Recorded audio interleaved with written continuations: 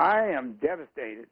I mean, I am devastated and heartbroken at the same time. You know, I mean, it sounds so far-fetched. You know, I mean, the kid's 20 years old, still lives at home. He had a seasonal job where he worked and made minimum wage. You know, he was saving up. He had a little savings.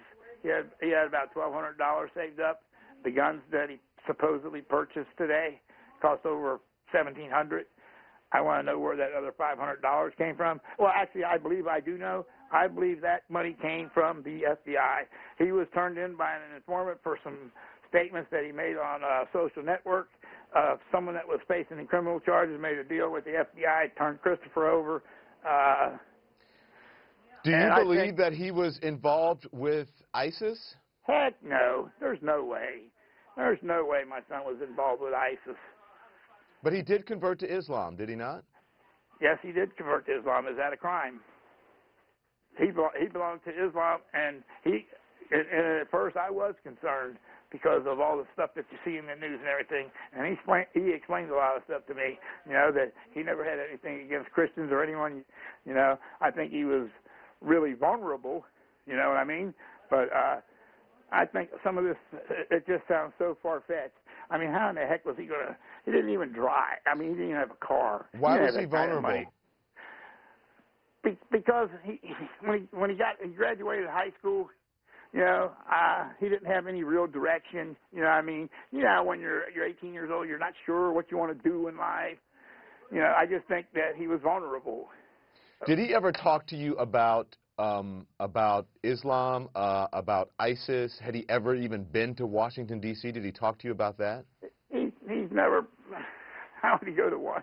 He's only been out of the state of Ohio maybe 2 or 3 times, and that was years ago. He hasn't left the house in 3 days, maybe 3 times in the last month, other than just to go to the grocery store and buy his groceries. But he never talked to you about ISIS, right? Did he? No. Never spoke anything about ISIS. So who was influencing him? Was he hanging out with any new friends? Well, I don't know. It had to be someone that he met on social network, someone that he thought was his friend, right? An FBI informant, and I think this informant introduced him to an FBI agent who befriended him. And I think I mean, I'm not saying he was a saint, but I think a lot of this was coerced. I think a lot of it was a setup. Do you know where he is tonight, Mr. Cornell? No, actually I don't. He's in federal custody. That's all I know. Like I said, the FBI, they wouldn't even tell us where he was being held, what he was charged with.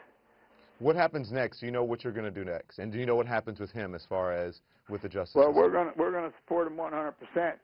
I do know that he has a public defender. He goes to court on the 16th at 1:30 in the federal courthouse. That's all I know. 16th, he goes to court. What would you want to tell him now?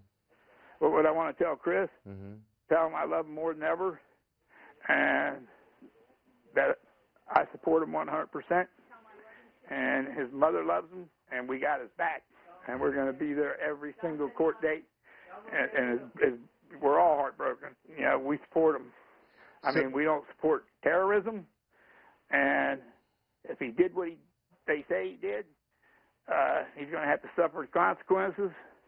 I mean, he might be facing life in prison. Do you know how heartbreaking that is? His mother is devastated, heartbroken. John Cornell, thank you so much.